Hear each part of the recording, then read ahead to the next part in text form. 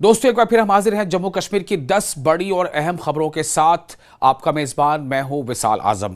मैं वो तमाम खबरें हमारी कोशिश होती है कि हम लेकर आए जिससे सीधा आपका सरोकार जुड़ा है। कटरा में श्री माता वैष्णो देवी संघर्ष समिति ने रोपवे प्रोजेक्ट के खिलाफ बुध के दिन बंद का ऐलान किया है। समिति का कहना है कि एक दिन के लिए कटरा बाजार की सभी दुकानें बंद रहेंगी। समिति के मुताबिक बाणगंगा के से लेकर चरण पादुका तक यात्रा मार्ग पर मौजूद दुकानदार भी इस बंद का समर्थन करेंगे और अपनी दुकानें बंद रखेंगे। समिति लंबे समय से रोपवे परियोजना का विरोध कर रही है, इसकी मुखालफत कर रही है। समिति का कहना है कि इससे मकामी दुकानदारों और इस रूट पर जितने भी काम करने वाले लोग हैं उनकी रोजी रोटी पर असर पड़ेगा। कटरा में इस टाइम एक ही मुद्दा है, नो रोपवे का। उस मुद्दे के ऊपर आज यहाँ संघर्ष समिति द्वारा यहाँ कटरा के अंदर एक मीटिंग रखी गई थी, जिसमें हम जैसे कि हम यहाँ पहुंचे तो यहाँ देखा हमने काफ़ी सारी जो संस्थाएं हैं कटरा की, जितने भी यूनियन है, चाहे वो ढाबा यूनियन हो, चाहे शाल यूनियन हो, चाहे किराना यूनियन हो, जितनी भी यूनियन है सबने यहाँ आज समर्थन किया। कोई ये नहीं कहे कि 8 बजे या 10 बजे या 9 बजे दुकानें बंद करेगा।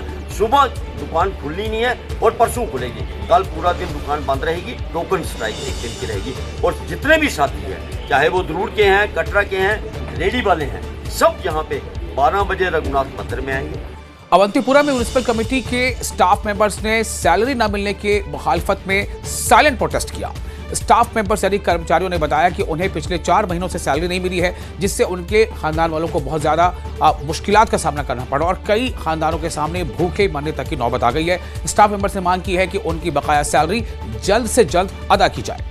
हम तो खुश उसलूबी से म्यूनसिपलिटी में काम करते हैं, हमारे ऑफिसर साहिबान काम करते खुश मुलाजिम, यहाँ का सफाई कर्मचारी से कैजुअल लेबर, हर एक तंदी से लोगों के बलदियाती सहूलत दीगर जो खदमात होते हैं हम अंजाम देते हैं। मगर ये बुनियादी हमारे हम 4 महीने से हमारे जुट हमें अब ये उम्मीद है कि तनख्वाह मिले।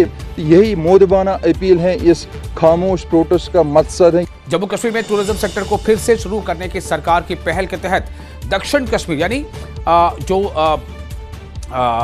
जनूबी कश्मीर है उसके अनंतनाग जिले में कई टूरिस्ट डेस्टिनेशन फिर से खोल दिए गए हैं। ये फैसला लेफ्टिनेंट गवर्नर के एडमिनिस्ट्रेशन के केंद्र शासित प्रदेश में 14 टूरिस्ट स्पॉट को फिर से खोलने के निर्देशों के बाद लिया गया है।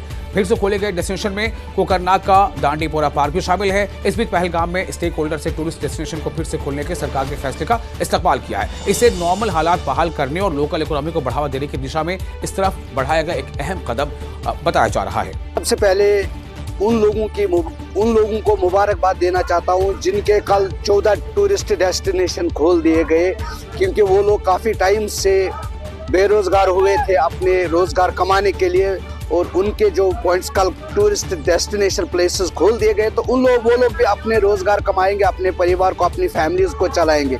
और इसके साथ साथ मैं अगर पहलगाम की बात करूं, पहलगाम में भी अगर कुछ पॉइंट्स बंद है, चाहे वो घोड़े वालों का है, चाहे वो ट्रांसपोर्टरों के पॉइंट्स है, उनको भी खोल दिया जाए, क्योंकि अब धीरे धीरे कश्मीर जो अपनी होशो हवास में अपनी पटरी पे वापस आया। टूरिज्म भी दिन ब दिन बढ़ रहा है, क्योंकि टूरिज्म का फ्लो भी दिन ब दिन बढ़ रहा है। हम तहे दिल से एलजी साहब का शुक्रिया अदा करना चाहते हैं कि उसने हमारी बात सुनी और दिल गौर से उसका ये पॉइंट्स खोल दिए, और हम इसके लिए उसका शुक्रिया अदा करना चाहते हैं। अनंतनाग के दांडीपोरा कोकरनाग में कई टूरिस्ट डेस्टिनेशन को फिर से खोल दिया गया, जिससे मकामी लोगों के चेहरे खिल गए। वहीं पर्यटन से जुड़े कारोबारियों ने राहत की सांस ली।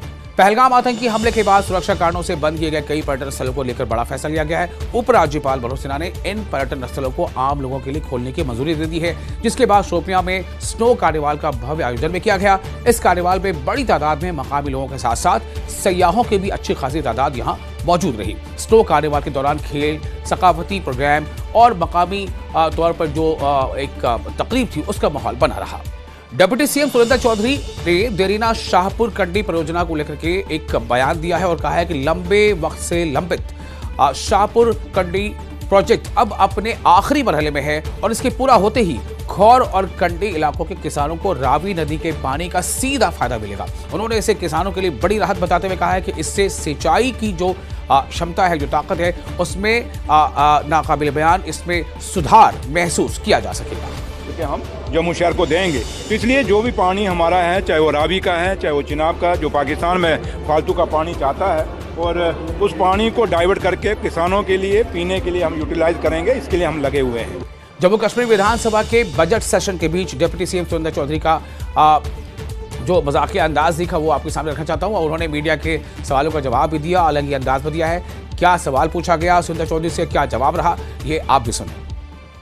जम्मू कश्मीर के पंचायत राज्य मंत्री जावेद अहमद डार ने बड़ा बयान देते हुए कहा है कि केंद्र शासित प्रदेश में लंबे वक्त से लंबित पंचायत चुनाव बहुत जल्द कराए जाएंगे। इसके साथ ही बीडीसी और डीडीसी इंतखाबात भी अनकरीब ही इसका भी इनेकाद किया जाएगा। वजीर ने कहा कि सरकार का अहम जो इसके पीछे मकसद वो है ज़मीनी सतह पर जमहूरी निज़ाम जो उसको और ज़्यादा फ़ाल बनाना और मकामी एडमिनिस्ट्रेशन को मजबूत करना। साथ ही उन्होंने कहा कि मजबूत मकामी जो शासन व्यवस्था है उसके बिना एक हम इज्तिमाई या उसके बिना एक इंक्लूसिव ग्रोथ नहीं हो सकता। इसलिए पंचायतों, बीडीसी और डीडीसी संस्थाओं को सशक्त बनाना सरकार की तरजीहात में शामिल है। पुलवामा में NH 444 बाईपास पर ट्रैफिक फिर से शुरू हो गया है। 2 महीने पहले NH 444 पर रोड बिछाई गई थी, लेकिन अभी तक इसे वाहनों के लिए खोला नहीं गया था। जहां NH 444 पुलवामा शहर के लिए बाईपास बन गया, वहीं पुलवामा और शोपियां के लोगों को श्रीनगर जाने के लिए पुलवामा शहर का बाईपास मिल गया है। इससे आम लोगों को काफ़ी राहत मिली है। इन सभी मुश्किलों का जो हल था वो इस रोड का जो है खुलना था, और अल्लाह का हम शुक्र अदा करना चाहेंगे अपने डिस्ट्रिक्ट एडमिनिस्ट्रेशन पुलवामा जनाब बशारत कुयूम साहब जो है हमारे वर्दी डीसी साहब, उनका शुक्रिया अदा करना चाहेंगे। अपना जो ऑनरेबल MLA पुलवामा है उनका शुक्रिया अदा करना चाहेंगे। SSP पुलवामा जो है उनका शुक्रिया अदा करना चाहेंगे, और ख़ासकर जो मीडिया जो लोग हैं, क्योंकि आपने भी जो है इसमें अहम रोल अदा किया है। गुरेज में बर्फबारी में गंभीर मरीज को एयरलिफ्ट किया गया और बांडीपुरा में अस्पताल पहुंचाया गया। इंतजामी अफसरान के मुताबिक खराब मौसम और भारी बर्फबारी की वजह से गुरेज घाटी का सड़क रास्ता कटा हुआ था। ऐसे में मरीज को अस्पताल पहुंचाने का एयरलिफ्ट ही एक वाहिद रास्ता और ऑप्शन रह गया था। गुरेज घाटी से अब तक 2 दर्जन मरीजों को एयरलिफ्ट किया जा चुका है, जबकि 500 से ज्यादा मुसाफिरों को सुरक्षित वहां से बाहर निकाला गया है। आगे भी जरूरत पड़ने पर एयरलिफ्ट ऑपरेशन जारी रहेगा। राजौरी में कृषि विज्ञान केंद्र की ओर से केंद्रीय कृषि मंत्री के कार्यक्रम का लाइव टेलीकास्ट आयोजित किया गया, जहां किसानों और कृषि उद्यमियों को नए लॉन्च किए गए AI आधारित प्लेटफॉर्म की तफसील से जानकारी दी गई।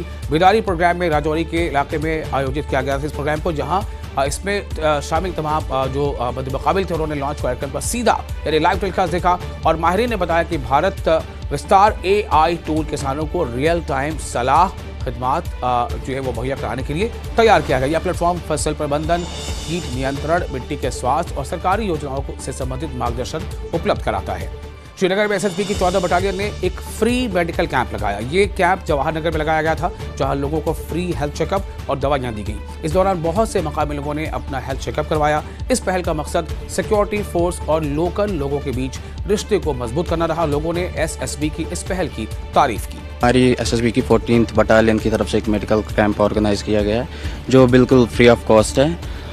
हमारे जवान, हमारे फौजी सिर्फ बॉर्डर्स पे खड़ा नहीं रहते हैं, बल्कि जब कम्युनिटी सर्विस की बात आती है या सोशल सर्विस की बात आती है तो इस मैदान में भी ये आगे रहते हैं। हमेशा चाहे नेचुरल डिज़ास्टर आए या ऐसी सर्विसेज की बात आए, ये हमेशा आगे खड़ा रहते हैं लोगों की मदद करने के लिए। एंड जैसा कि सब जानते हैं, जान है तो जहान है।